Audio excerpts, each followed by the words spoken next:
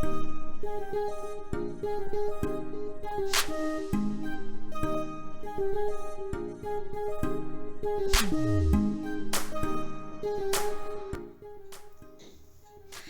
babe, how you doing? Welcome back. My name is Thembie from I Think I Write, I Think I Pray, and I Think I Read, and I'm back with you on another Friday, no makeup Friday.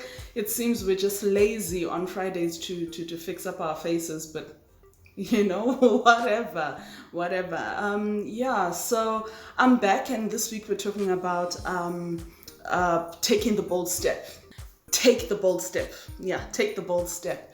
And it's because of certain things that I'm doing finally in my life, certain things that I'm making sure come to pass, certain things I'm making sure happen. And so I just feel like I never take journeys on my own. It's something I was taught from a long time ago. You don't walk alone. I'm not a Liverpool fan,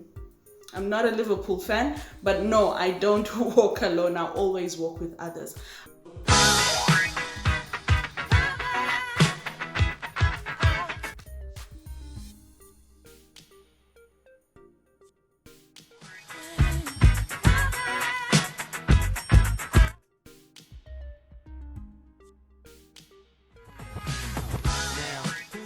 You know, when I take the bold step. And I'm really just going to read an article because like I always say, I think that I read.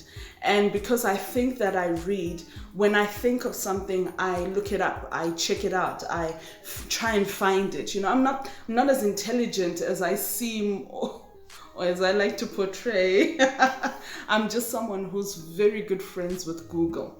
And so I found this article when I was thinking about taking the bold step, because I was thinking about myself and what I'd written in my book, Get Out of That Box. That there was a time where I said, I wished I was bold enough to say, I wish I was bold enough to do, I wish I was bold enough to act this way, but I didn't. And I found myself now just thinking, okay, I'm taking these steps that I could have taken years ago. The only difference between then and now is that this Thembie is bolder. This Thembie doesn't really care too much about public opinion, and so she's getting to do the things that have been in her heart. And I just want to read this article. Really, I'll put the link, you know, in the description below, because it's not really mine. So I'm gonna say these points out, and I'm just going to encourage you in whatever you're trying to do. Set up that business, whatever you're trying to do, start that school, whatever you're trying to do, step away from your colloquial, from your, you know, your full-time job and step into a business. Whatever you're trying to do, whatever it is, whether you want to buy a house, whether you want to buy a car, whether you want to buy a new type of fashion line for yourself, take that bold step. And you're doing it for you, you're doing it for legacy, you're doing it for your own sense of purpose. I'm a survivor, I'm not gonna give up. I'm gonna make it. I'm a survivor, keep on surviving.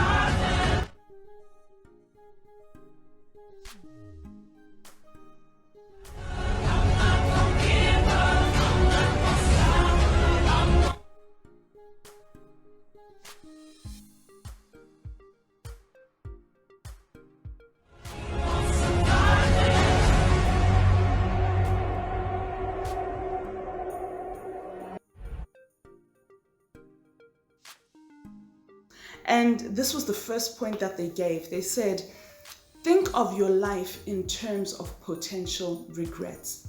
We're taking the bold step because we are thinking, what if a year from now? What if 2 years from now? What if 10 years from now? You think, maybe I should have done it. You're not really crying over it. It's not really spilt milk, but you can see the merits of doing it earlier rather than later. I can see the merits of going into a studio when I was 24, 25, than going into the studio when I'm now 38. It's a bit different. My circle has changed. Back then, it could have blown up. Right now, it takes a little bit more work. Do I regret it? No, I'm more mature. mature to handle whatever comes than I was back then, but maybe I should have done it earlier. So whatever it is that you're wanting to do, afraid to do, trying to do, working on doing, think of it as a potential regret if you don't do it. I should have, I could have, I must have. It's not a bad thing to think about it that way, because it will push you forward to making sure it gets done. Number 2, listen to your excitement. It's something that happens to you when you want to do something. You have this, yes, I could do it. I'm writing this book called Sidney and Thobekile, and today, Friday, I'm posting a scene that is a little bit intimate. Listen, I do write intimate scenes, like extremely intimate scenes, and I allow myself to explore that side of writing. But my readers, the bulk of them that know me as a pastor's wife, may not even like it. They may think I'm venturing into forbidden territory, but I have this excitement about it. It's like, I want to reveal a little bit of myself. I want to show them, a little bit of who I am in this brain. That's why, this whole thing has all sorts of things. It has pig's nostrils and eggplants and what, because my brain is all over the place, guys. And I think the excitement that I feel to just reveal that side of me is pushing me. And point number 2 is listen to your excitement. The excitement that you have about this thing that you want to do, this thing you want to accomplish, listen to it. Allow it, because nobody else has it except you. And because nobody else has it except you, no one else will do what you want to do except you. Number 3, we've spoken about this so many times. Write it down. What is that bold step you want to take? Write it down, put it down, because writing it down will make it clear to you. The Bible says, write the vision down that the runner may run with it, right? Which runner? The runner could be you, the runner could be somebody else. But once you write it down, it becomes clear. It becomes a step-by-step plan. It becomes a motivation. You turn your page one day, you look at it and you're like, oh man, I need to do this. So write it down. Number 4, find your heroes. Who inspires you? I look at people like Agatha Christie. I look at people like, what's her name? Harry Potter. Yeah. Harry Potter writer. I look at people like her. Sometimes my brain goes blank, but I know exactly what I'm talking about. I look at people like Francine Rivers, and I look at them and I want to be them.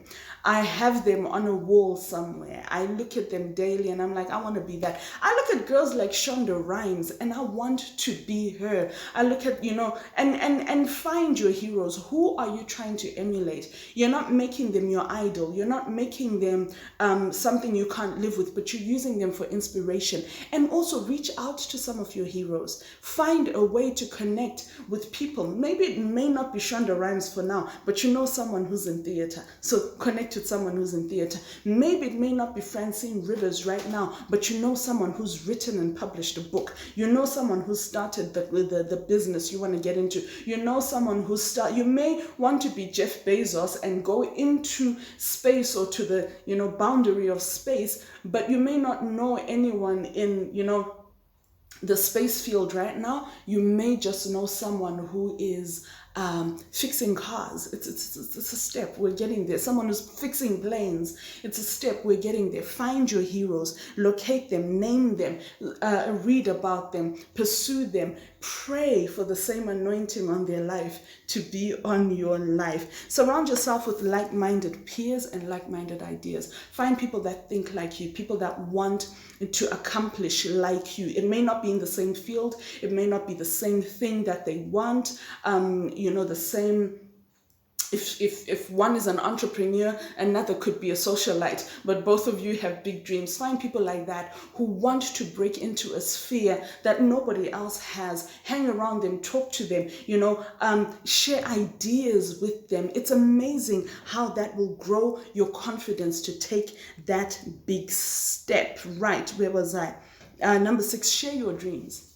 I know we are always tight-chested about what we want to do. We've been taught Don't tell people your next move. Don't tell people what to do. That's okay. I respect that. But I'm also a believer of saying, you know what, one day I want to write a book.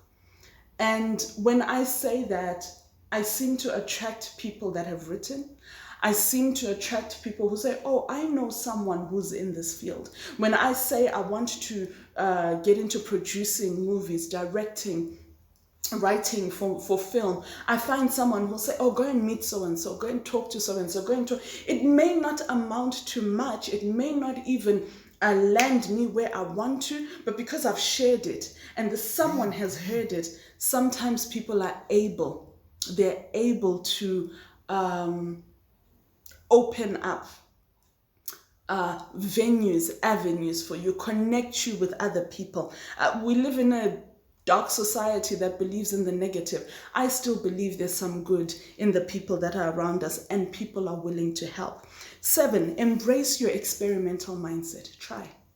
Just try it out. Just say, okay, what if I do this? Do it and see what happens. It could be bad, it could be good, it could be the most excellent thing you've ever done. Whatever it is, embrace it. Just say, okay, today I'm going to, like I did an advert this week, and I took a Snapchat video and I was like, yeah, and I was like, I'm going to put this in there. Just experiment. Just allow yourself to experiment. Whether people laugh or they don't, you've cultivated something of boldness on the inside of you. Just embrace it. Embrace adding that little flower. Embrace putting that speaker outside of your shop. Embrace doing the extraordinary, something that you've not seen done by somebody else before.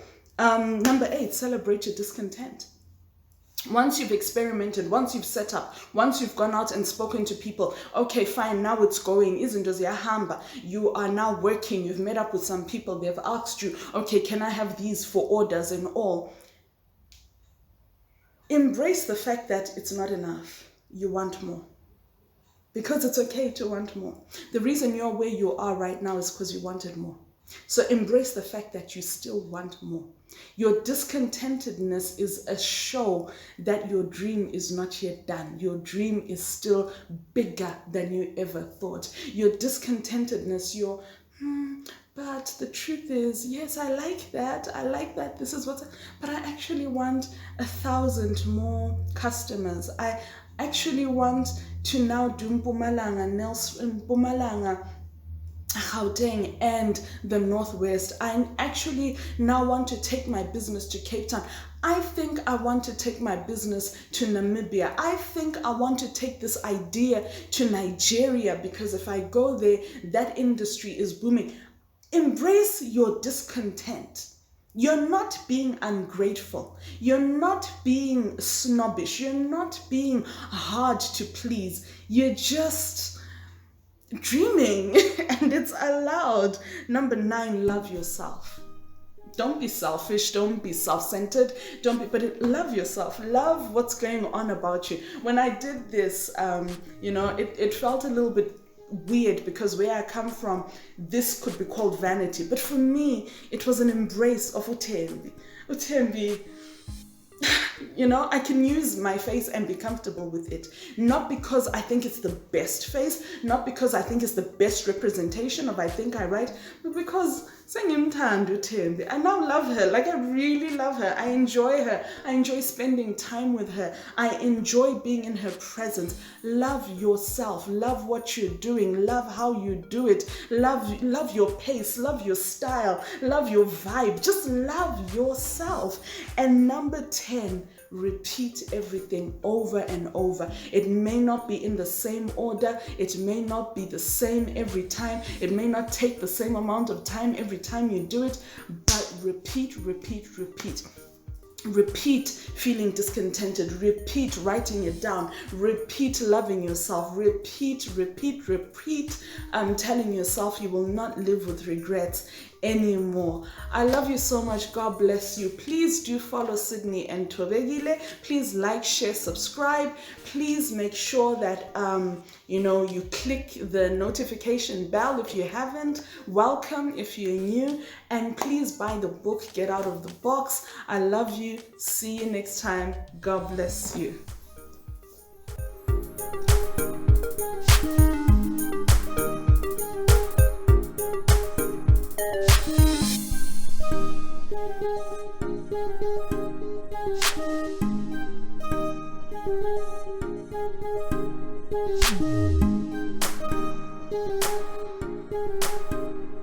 Thank you.